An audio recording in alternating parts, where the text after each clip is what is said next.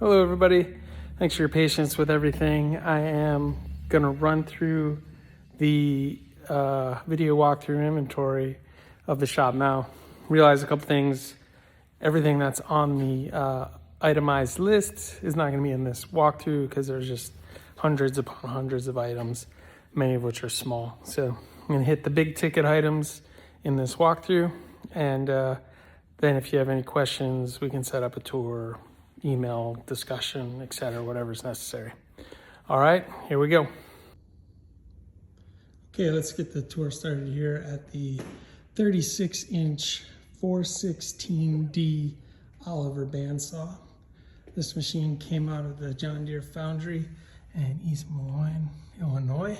It's a beautiful machine. It's been a dream to use. It's currently wired 3-phase 240, but can be wired at 480. It's 5 horsepower. I upgraded the bearing guides to the Carter system, which has been fantastic. An expensive upgrade, but worth it. Machine's in great condition. Be sad to see it go. Over here, we have the 5 horsepower, 3-phase industrial saw stop table saw, 52-inch capacity. It's been a workhorse, it's never bogged down. And here's the outfeed table with the Jessam miter, which is a nice, really lovely miter. Miscellaneous storage in the outfeed table. Then over here we have the dedicated dado set up on the Powermatic, 3 horsepower, 52-inch. I mean, they got 54-inch in tape, but when you move the fence over, etc. I also have a really nice set of cove cutting guides that I made for this. They're nice and long, maybe 6 feet in length, out of hickory. I just drop in these slots very nicely. So that comes with this. Also the outfeed table, the Craig miter, and over here, sorry if you're hearing some noises, my phone died and I'm hooked up to the extension cord, dragging that around with me currently.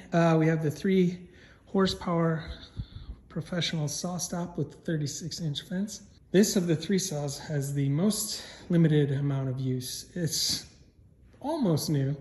I only use this for very specialty setups when the other 2 machines were occupied, and can use those basically. And it's never had a dado stack on it, only a regular ripping or crosscut blade. Over here we have the 5 horsepower 20-inch jet helical head planer, a beast, a dream. It's been a joy to use. Right here we have the DeWalt scroll saw with stand, light, and then the easy lift attachment. No issues with that saw, I've hardly used it. Delta Rockwell 14-inch bandsaw with the upgraded Carter guide and Craig fence. No issues with this saw. And the mobile base. We have the Powermatic P90 lathe. It comes with, was originally wired with a 3-phase motor, and it still has all the 3-phase switches and converter and motor, but it's currently wired to a 1 horsepower ball darn motor. Then we have a Craftsman, I think it's a 3rd horsepower lathe. This I've used for smaller things, obviously miscellaneous turning tools, etc. I do have a bin of not itemized but available exotic turning blanks. Here we have the 5 horsepower Tempest Cyclone dust collector with 2 cartridge filtration and a noise reducer silencer muffler. Speaking of dust collection, we have we have between 50 and 60 feet of 6-inch ducting and 4-inch ducting. The spiral heavy duty gauge ducting. It's really nice stuff. And then fittings, and then obviously all the 4-inch flex hose that drops down to every machine. This is the Grizzly 12-inch jointer, which has an upgraded Bird Shelix head. This thing, another just machine that's handled everything I've thrown at it and works really great. And I have an 8-inch helical head jet jointer right here. This machine has only been used when I was upgrading this head. Otherwise, I mean, it has under 200 board feet and your edge grain jointing done on it. Behind the jointers, we have the Safety Speed panel saw with a Milwaukee 3¼ horse circular saw on it. It has the additional measuring drop down for repeated cuts addition, and also this upper guide, which I believe has a clamping mechanism that can go onto it. I don't have that specifically, but those two additions plus the back support, and then the long, extra long hose, which is connected to the rigid shop vacuum. Over here, have an air scrubber on a mobile base jet. Okay, over here we have this really robust lumber cart. The thing has been amazing. The handle can be put on either end, so if you're moving various things and need to turn directions, that's super handy. It's a monster. Behind that, we have some beautiful Urban Reclaimed black walnut. This is a 5-piece set labeled 001, and we have a 7-piece set labeled labeled 012, and then a 2-piece set labeled 009. All Urban Reclaimed black walnut. Over here I have one, if you're familiar with this, Hammond Trimo saw. Now, these are highly sought after and hard to find.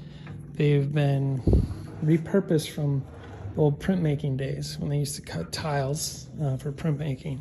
And now it has a new arbor adapter to accept modern blades. And yeah, just such a fun saw. And it has this amazing clamping system so you can do repeated cuts on very thin materials safely.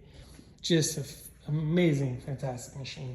The Oneida Dust Deputy that fits on Festool vacuums, a multi-direction heavy-duty outfeed table.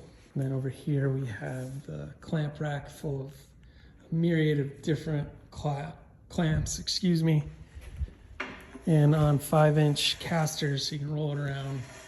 Now over to the sanding section, 38-inch Woodmaster drum sander, 1632-inch Jet Performax drum sander, Powermatic disc and belt sander, and then the Grizzly oscillating spindle sander, along with 2 heavy-duty roller outfeeds, the 2-horsepower canister Grizzly dust collector, and then various ducting. Also over here are the 2 roller conveyor setups. I believe that's 9 feet long. We have an 8-foot by 2-foot by roughly 2-inch thick white oak laminated butcher block, I guess you could call it. And then the Just Right flammable weights can. Super handy to have. Over here we have 2 of the 3 tables I have like this. They have giant storage areas underneath, so you can put tons of different stuff in there. I have these 2 with essentially 4 doors on top. And what you can do is there's a set of dominoes that go in here, the big 14 or 12 millimeter dominoes. And you can wheel these 2 together and it becomes a giant flat surface for vacuum bag laminations or other types of oversized glue ups. Very handy. I also have a couple steel rails that can screw into the sides and make this whole system extremely flat, depending on what you're using it for. Over here, we have the dedicated router slab flattening setup, which is built upon 2 large heavy-duty Craig table bases and 2 separate but anchored together bowling alley laminations. This system is about 14 inches long, 15 I believe, maybe with the aluminum rails that extend out. And then I have this 3¼ inch Porter cable router with the Amana 4 carbide bit 2-inch diameter bit on it. I also have, I think it's 6 or 7 foot wide sled and some extra rails, that can go perpendicular across the top. And then the aluminum rails can get mounted to that, so you can do much wider material. When I think this is about 40 inches in between the rails is the max capacity in terms of width. So when I've had to do larger stuff, because obviously I've had to build this, so I've had to go up to 6 feet wide. Very handy to have. Plus I have a bunch of different rails that allow for different widths or clamping calls. Extremely handy. Sometimes hard to make to dedicate material towards them, but 2 different piles of that stuff that work really nice with this router table flattening system. Now obviously this whole setup can be repurposed for your needs, but that's how I've used them. Stepping over here, we have this cubby locker. Then going up top, we have the 60-gallon Sanborn air compressor. And I don't know how many linear feet of this PVC tubing that you're welcome to take. So it comes out over there from the compressor down here. And then this Cox reel is just phenomenal. I mean, an absolute dream, worth every penny. I hate to part ways with it, but it makes sense for whoever's gonna buy this stuff to take it with them. So turning our attention over here, we have the router tables. This is a JESSM lift with the hand wheel crank and lock. This has been awesome. It has a 3¼ inch Milwaukee router on it. It also has a digital measuring attachment that I've never personally used, but it's there. Delta 1.5 horsepower dust collector, and obviously hose. Then we're at the second router with the 2¼ DeWalt, excuse me. All right, this has the hex wrench for raising and lowering the bit. Also the coping sled and just miscellaneous tools all on board.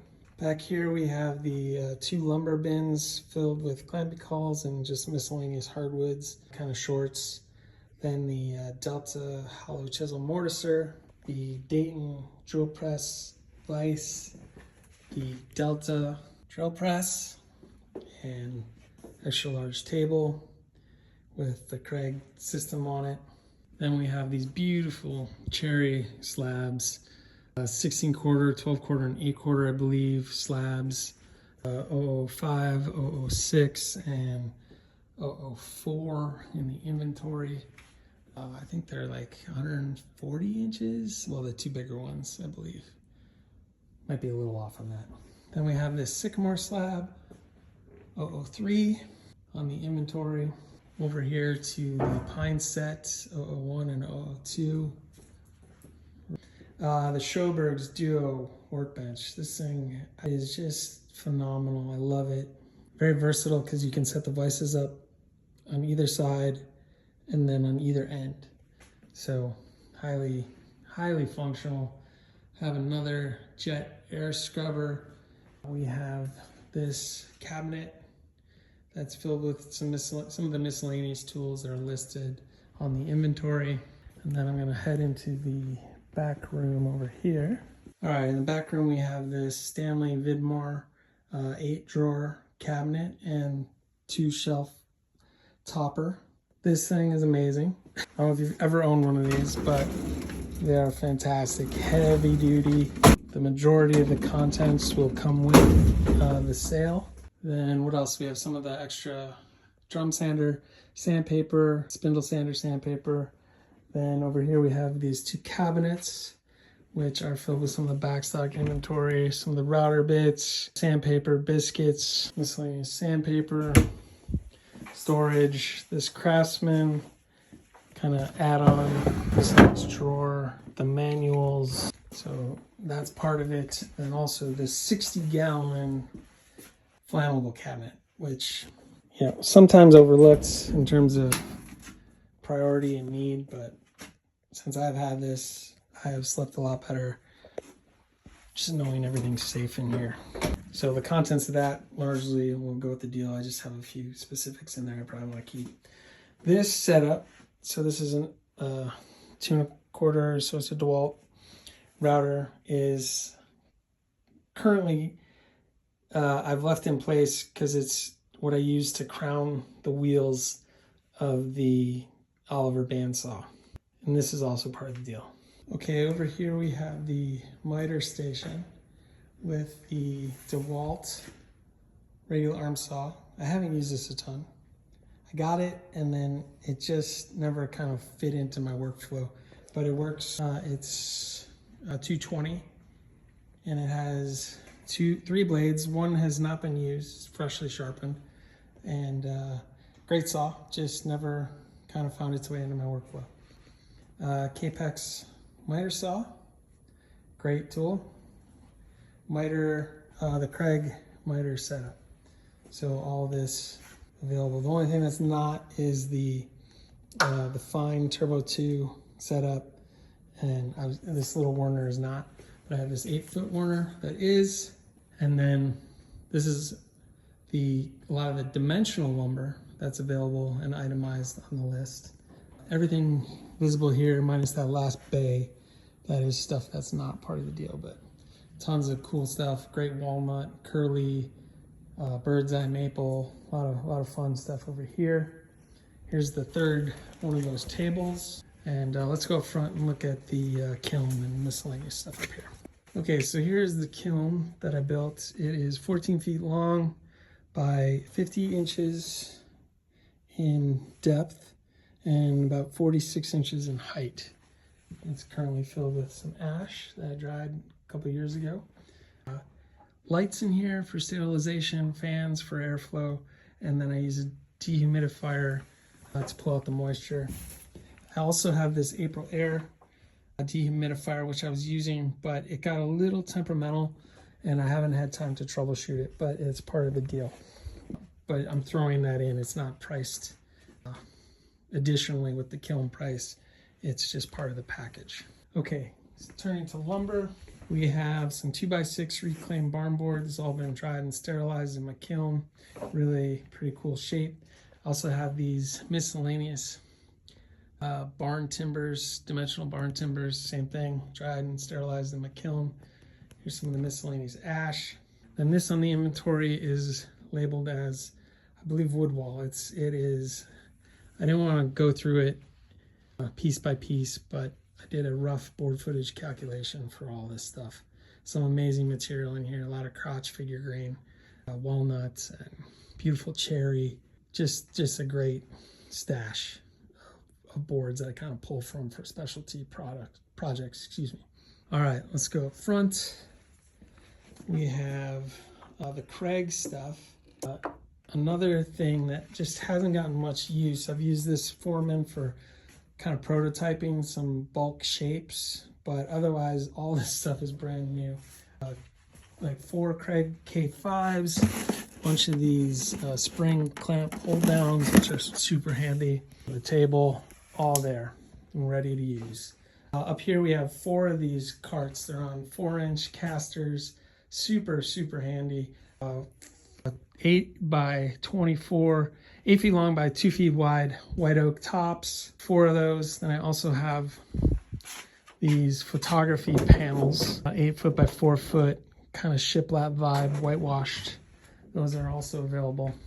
2 of these small carts, same white oak tops. They're just shorter and not as tall. A few of these gray carts, there's 2 of those as well. And then back here I have the scissor pallet jack and the extra large timbers that are available. Lastly here's the second cabinet, storage cabinet that is available with one of those white oak tops on it as well. Oh, and can't forget about this custom built air scrubber. So has a 3 filter, technically these are 3rd stage, and then there's a 2 slot filter, first and secondary phase. I did paint from time to time, so I use this to clean the air. Worked extremely well. There's a really powerful furnace fan in there. All right, here is a Binks, it's either 60 or 80 gallon, I can't quite tell, air compressor with a Century 3 horsepower motor on it. I never used this personally. I do know it when it was fully operational, when it was last in use, and I saved this from a building my dad owned. All right, so this has been air drying for over 5 years. These are 2 oak logs, like 20 and 18 inch kind of average. 2 smaller ash logs, they're 10 feet long. I had to move them recently, that's why they're not stickered, but they've been air drying forever.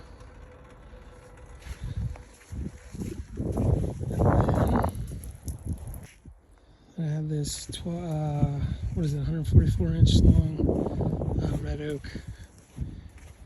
These are on average 30 inches wide.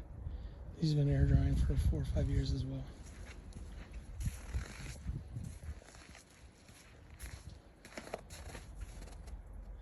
And then I have a trailer full of lumber too that's possibly available. All right, I hope I got everything. I was having some technical glitches with my phone. I kept dying because the battery hasn't been charged today, which wasn't good planning by me, but such is my life at this point, given my health. Anyway, I hope I got a fairly comprehensive view for you on everything. Reach out to me if you have more questions or want to talk things through. Obviously, I'm accepting offers now and have the complete inventory list for everyone to review. Hope to hear from you. Be well.